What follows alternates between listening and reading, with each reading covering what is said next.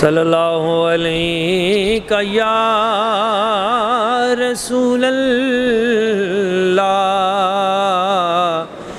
وسلم علیہ یا حبیب اللہ۔ ان کی مہک نے دل کے غنچے کھلا دیے ہیں، جس راہ چل دیے ہیں کوچے بسا دیے ہیں، جس راہ چل دیے ہیں کوچے بسا دیے ہیں۔ اللہ کیا جہنم اب بھی نہ سرد ہوگا، اللہ کیا جہنم اب بھی نہ سرد ہوگا۔ رو رو کے مصطفیٰ نے دریا بہا دیے ہیں، رو رو کے مصطفیٰ نے دریا بہا دیے ہیں۔ ان کے نثار کوئی کیسے ہی رنج میں ہو، ان کے نثار کوئی کیسے ہی رنج میں ہو، جب یاد آ گئے ہیں سب غم بھلا دیے ہیں، جب یاد آ گئے ہیں سب غم بھلا دیے ہیں۔ ان کی مہک نے دل کے غنچے کھلا دیے ہیں۔ معزز و محترم عاشقان رسول، محبین مصطفیٰ کریم، نبی اکرم نور مجسم رحمۃ للعالمین خاتم النبیین صلی اللہ علیہ وآلہ وسلم حضور کی ذات ببرکات پر قرآن مجید کی آیات بینات اتریں۔ جس طرح آیت اترتی تھی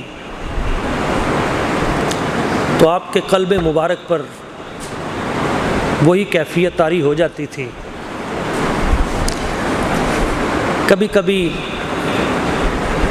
کچھ آیات اترتیں اور آپ علیہ الصلوۃ والسلام ساری رات روتے رہتے، امت کا غم آپ کو بے چین کیے رکھتا۔ ایک آیت مبارکہ اتری، اقترب للناس حسابهم وهم فی غفلۃ معرضون، لوگوں کا حساب قریب آ گیا اور وہ غفلت میں منہ پھیرے ہوئے ہیں، انہیں پتہ ہی نہیں کہ ہماری آخرت قریب آ چکی، ہمارا حساب کتاب قریب آ چکا۔ تو حضور ساری رات روتے رہے۔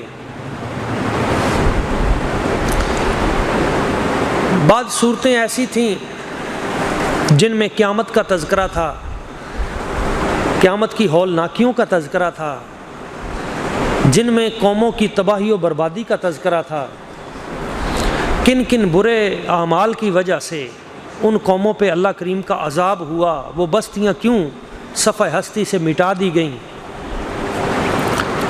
اور موت کی تلخیوں کا تذکرہ، اور قیامت والے دن حشر کی ہولناکیوں کا تذکرہ، اور جہنم کے جو مختلف عذاب کے مرحلے ہیں ان کا تذکرہ۔ جب کبھی یہ صورتیں اترتیں تو آپ علیہ الصلوۃ والسلام نے ارشاد فرمایا، مجھے ان صورتوں نے بوڑھا کر دیا ہے، ان صورتوں نے مجھے بوڑھا کر دیا۔ کیا مطلب؟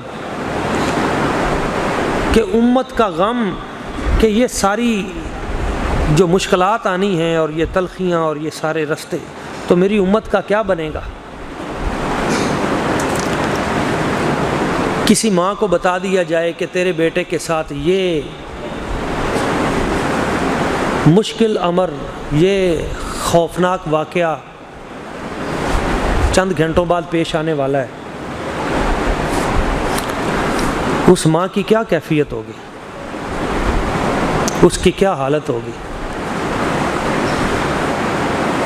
تو نبی پاک کی ذات ببرکات صلی اللہ علیہ وآلہ وسلم، آپ تو 70 ماؤں سے بھی بڑھ کر، بلکہ کائنات کی ماؤں سے بڑھ کر پیار کرنے والے ہیں اپنی امت سے۔ تو جب آپ کے سامنے یہ ساری چیزیں قیامت تک کی رکھی جاتی ہوں گی، تو حضور جب دیکھتے ہوں گے کہ یہ عذاب آئے گا، یہ گناہ ہوں گے، یہ غلطیاں اور یہ سزائیں، اور جہنم کے یہ ہولناک مناظر، تو ادھر آپ کو اپنی امت سے اتنا پیار، تو اس وقت آپ کی کیفیت کیا ہوتی ہوگی؟ اس لیے حضور فرماتے ہیں مجھے ان صورتوں نے بوڑھا کر دیا۔ حضور روتے، پھر اللہ کریم کبھی اس طرح کی آیات بھی اتار دیتا، ان اللہ بالناس لرؤوف الرحیم، بے شک اللہ اپنے بندوں سے بہت نرمی کرنے والا اور پیار کرنے والا ہے۔ واللہ رؤوف بالعباد، اللہ اپنے بندوں پہ بڑا نرم ہے، بڑا کرم کرنے والا ہے۔ لا تقنطوا من رحمت اللہ، میری رحمت سے نا امید نہ ہونا۔ قل یا عبادی الذین اسرفوا علی انفسہم لا تقنطوا من رحمت اللہ ان اللہ یغفر الذنوب جمیعا۔ اپنی جانوں پہ ظلم کر لیا ہے، پریشان نہ ہو، میری طرف آ جاؤ، میری رحمت سے مایوس نہیں ہونا۔ رب سارے گناہوں کو معاف کر دینے والا ہے، یغفر الذنوب جمیعا، سب گناہوں کی مغفرت کرنے والا ہے۔ جب یہ آیتیں اترتی تو حضور خوش ہو جاتے، رب کی رحمتیں جو ہیں وہ جب سامنے آتی تو حضور کے دل کو ڈھارس آ جاتی۔ صحابہ کرام حضور کے چہرے پر نور کو دیکھ کر سمجھ جاتے تھے کہ یہ جو آیتیں نازل ہوئی ہیں، ان کی آیات کا شان نزول چہرے سے دیکھ کر انہیں پتہ چل جاتا کہ کیا ہونے والا ہے۔ نبی پاک صلی اللہ علیہ وسلم ایک مرتبہ تشریف لائے تو حضور کے چہرہ مبارک پہ اتنی خوشی تھی، اتنی خوشی کہ صحابہ کرام رضوان اللہ تعالیٰ علیہم اجمعین، جن کی خواہش یہ ہوتی تھی کہ حضور خوش رہیں، بلکہ کچھ صحابہ کرام تو باقاعدہ کوشش کرتے تھے کہ کسی نہ کسی طریقے سے حضور کو خوش رکھیں۔ ساری امتوں کا بوجھ، سارے جہانوں کی رحمت، تو پریشان ہیں تو آ کے کوئی نہ کوئی بات کرتے، کوئی مزہ پیدا کرتے تاکہ غم دور ہو۔ آپ علیہ الصلوۃ والسلام اس دن بہت خوش تھے، چہرہ مبارک اتنا تر و تازہ، ہمیشہ ہی تر و تازہ تھا، مگر خوشی کے انبار، خوشی کی کیفیت، فرحت و انبساط۔ تو عرض کیا حضور آج آپ بڑے خوش ہیں، اللہ کریم آپ کو ایسے خوش ہی رکھے، غم آپ کے قریب بھی نہ آئیں۔ تو آپ علیہ الصلوۃ والسلام نے ارشاد فرمایا آج میں بہت خوش ہوں اور میں کبھی اتنا خوش نہیں ہوا، اور اس خوشی کی وجہ یہ ہے آج مجھ پر وہ آیت مبارکہ اتری ہے جو کبھی کسی پر نہیں اتری، وہ آیت آج مجھ پہ اتری ہے۔ وہ آیت کون سی تھی؟ ان اللہ وملائکتہ یصلون علی النبی یا ایھا الذین آمنوا صلوا علیہ وسلموا تسلیما، صلاۃ والسلام علیک یا سیدی یا رسول اللہ وعلی آلک واصحابک یا سیدی یا حبیب اللہ۔ آیت مبارکہ یہ تھی کہ بے شک اللہ اور اس کے فرشتے نبی پاک صلی اللہ علیہ وآلہ وسلم کی ذات پر درود بھیجتے ہیں۔ اے ایمان والو، تم بھی نبی پاک صلی اللہ علیہ وسلم کی ذات پر درود بھیجو اور سلام بھی بھیجو، اور یوں سلام بھیجو جیسے سلام بھیجنے کا حق ہے۔ یہ آیت مبارکہ جب اتری تو حضور بڑے خوش ہوئے، کیونکہ اللہ کریم اپنے فرشتوں کے ساتھ مل کر نورانی فرشتوں کی مجلس سجا کر مصطفیٰ کریم صلی اللہ علیہ وسلم حضور کی ذات پہ درود بھیجے۔ سب کی توجہ اس طرف ہے اور اس خالق لم یزل کی توجہ اپنے حبیب کی طرف ہے۔ یہ آیت درود ہے، اس میں حکم ہے کہ تم درود پڑھو۔ مسلمانوں کے لیے، مومنین کے لیے حکم ہے کہ تم حضور کی بارگاہ میں درود و سلام کے نذرانے پیش کرو۔ درود پڑھنے سے کیا ملتا ہے؟ اس بات سے اندازہ لگائیں، اللہ تعالیٰ فرماتا ہے الذی یراک حین تقوم وتقلبک فی الساجدین۔ حبیب جب آپ قیام میں ہوتے ہیں تو آپ کا رب آپ کو دیکھ رہا ہوتا ہے، اور جب آپ سجدہ کرنے والوں میں منتقل ہوتے رہے تو وہ تب بھی تمہیں دیکھ رہا تھا۔ فَإِنَّكَ بِأَعْيُنِنَا، تیسرے مقام پہ فرمایا بے شک اے حبیب آپ ہر وقت ہماری نگاہ میں ہیں، آپ ہماری آنکھوں میں ہیں، جیسے اس کی شان کے لائق ہے، آپ ہماری نگاہوں میں ہیں۔ یعنی ہر وقت اللہ تعالیٰ کی توجہ جو ہے وہ نبی پاک کی ذات کی طرف ہے، نگاہ میں رکھا ہوا ہے، تو اس کا مطلب ہے رب کی خاص توجہ ادھر ہے۔ اب رب کی توجہ میں آنے کا طریقہ کیا ہے؟ یہ میں اصل پوائنٹ آپ کو بتا رہا ہوں۔ رب کی تو ساری توجہ حضور کی ذات کی طرف ہے، تو رب کی توجہ کے حاصل کرنے کا گر کیا ہے؟ آسان طریقہ یہ ہے کہ جس کی طرف رب کی پوری توجہ ہے تم اس کے قریب ہو جاؤ۔ جب تم اس ہستی کے قریب ہو جاؤ گے جس پہ رب کی خصوصی توجہ ہے تو تم بھی اس کی توجہ میں آ جاؤ گے۔ تو اب اگلی بات کہ حضور نبی پاک صلی اللہ علیہ وسلم کی طرف پوری توجہ ہے، یہ میں توجہ خاص کی بات کر رہا ہوں، ورنہ تو رب کی نگاہ کرم سے کوئی شے چھپی ہے ہی نہیں۔ تو وہ نگاہ الطاف کی بات کر رہا ہوں، نگاہ لطف و کرم کی بات کر رہا ہوں، خصوصی چشم عنایت کی بات کر رہا ہوں، محبت کی بات کر رہا ہوں، اکرام کی بات کر رہا ہوں، عزت کی بات کر رہا ہوں۔ تو وہ جو خصوصی توجہ اپنے حبیب پہ اس کی ہے، ہم نبی پاک صلی اللہ علیہ وسلم کے جو قریب ہوگا اس پہ بھی وہ عنایات ہوں گی، وہ برکتیں ہوں گی۔ تو حضور کے قرب کا طریقہ کیا ہے؟ نبی پاک صلی اللہ علیہ وسلم حضور کے قریب ہونے کا طریقہ کیا ہے؟ وہ رب کی توجہ حاصل کرنے کے لیے حضور کے قریب ہونے کا طریقہ کیا ہے؟ تو آپ علیہ الصلوۃ والسلام نے وہ گور بھی خود بتا دیا، وہ طریقہ بھی خود بتا دیا کہ تم میں سے اگر کوئی میرے قریب ہونا چاہتا ہے، میرا قرب پانا چاہتا ہے، تو نماز، روزہ، حج، زکوٰۃ، صدقات، خیرات، عبادات، ریاضات، مجاہدات، ساری چیزیں اپنی جگہ، لیکن حضور فرماتے ہیں میرے سب سے زیادہ قریب اقربہم الیہ، سب سے زیادہ قریب کون ہوگا؟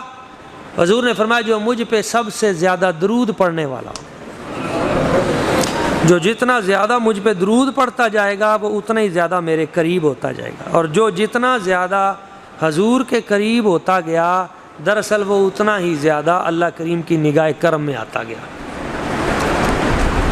کتنا درود پڑھنا چاہیے، کس وقت پڑھنا چاہیے، اللہ کریم نے کوئی حد بیان نہیں کی۔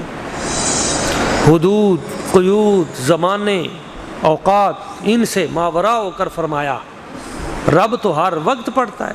ان اللہ و ملائکتہ یصلون، یصلون کا صیغہ ہے، پڑھتا ہے، پڑھتا رہے گا۔ صبح کے ٹائم پڑھتا ہے، دوپہر کو، شام کو، کس وقت نہیں، ٹائم نہیں ہے، ہر وقت فرشتوں کی مجلسیں ہیں، اللہ کریم کی ذات برکات ہے، حبیب کی ذات پہ درود ہے، وقت کی کوئی لیمٹ نہیں ہے۔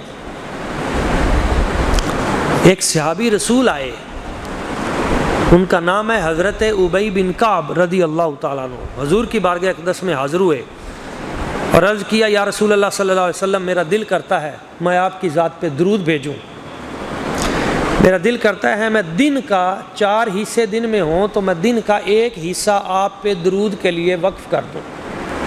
حضور نے فرمایا یہ تیری بہت اچھی نیت ہے، اگر تو اس سے زیادہ کر دے تو تجھے اور زیادہ فائدہ ہوگا۔ تو انہوں نے عرض کیا حضور پھر میرا ارادہ بن گیا ہے کہ میں آدھا دن آپ پر درود بھیجا کروں گا، آدھا وقت میں آپ پر درود پاک پڑھوں گا۔ حضور نے فرمایا یہ بہت اچھی نیت ہے، اچھا عمل ہے، اگر تو اس میں اور اضافہ کر دے تو تجھے اور فائدہ ہوگا۔ تو انہوں نے عرض کیا حضور 3 حصے جو ہیں وہ میں آپ پہ درود بھیجوں گا۔ تو حضور نے فرمایا یہ تو نے اچھا قصد کیا ہے، اگر اور بڑھا دے تو تجھے اور فائدہ ہوگا۔ تو انہوں نے کہا، عرض کیا حضور میں بس یہی کام کروں گا، ہمہ وقت آپ کی ذات پہ درود بھیجوں گا۔ حضور نے فرمایا اچھا جب تو ہمہ وقت مجھ پہ درود بھیجے گا تو یکفیک اللہ ہم الدنیا والآخرہ، اگر تو ہمہ وقت درود پاک مجھ پہ پڑھنے کو اپنا معمول بنا لے گا تو تیرے دنیا اور آخرت کے سارے غم میرا رب دور کر دے گا، دنیا اور آخرت کی سب پریشانیاں تیری دور کر دے گا، دنیا اور آخرت کے سب مسئلے تیرے دور کر دے گا، اور خزانہ غیب سے تیرے سارے مسئلے حل کر دے گا۔ ایک مقام پہ فرمایا یغفر لک ذنبک، اللہ کریم تیرے سارے گناہ بھی معاف فرما دے گا۔ تو دوستو یہ ایسا عمل ہے درود پاک جسے پوری حضوری کے ساتھ پڑھا جائے، حضور کی بارگاہ کی طرف توجہ کر کے پڑھا جائے۔ اگر کوئی ایسے بے توجہی کے ساتھ پڑھتا ہے، پہنچ تو وہ بھی جاتا ہے مگر اس کو فرشتے لے کے جاتے ہیں حضور کی بارگاہ میں، تو حضور فرماتے ہیں انی اسمع اہل محبتی، وہ جو محبت کے ساتھ پڑھتے ہیں نا، میرا تصور رکھ کے پوری حضوری کے ساتھ نبی پاک صلی اللہ علیہ وسلم کی بارگاہ اقدس میں، اور دنیا ان کے ذہن سے نکل جاتی ہے، ارد گرد علاقہ مسائل اور سب نکال کر خالص حضور فرماتے ہیں جو حضور کی ذات کے لیے، تو فرماتے ہیں ان اہل محبت کا درود میں خود سنتا ہوں۔